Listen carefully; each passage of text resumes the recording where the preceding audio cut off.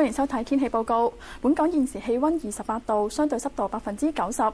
過去1小時京士柏錄得嘅平均紫外線指數係5，強度屬於中等。環保署公布嘅空氣質素健康指數，一般監測站2至3，風險水平處於低；路邊監測站係4，風險水平處於中。睇下天氣圖，副熱帶高壓脊正影響中國東南沿岸，該區天色逐漸好轉。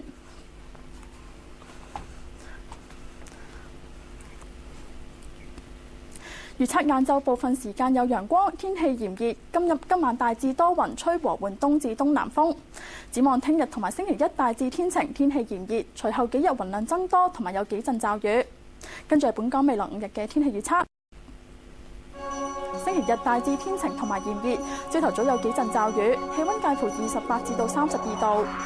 星期一天氣炎熱，氣溫介乎28至到32度。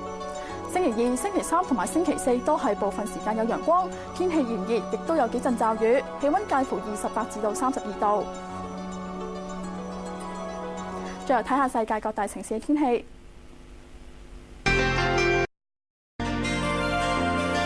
呢節天氣講完，拜拜。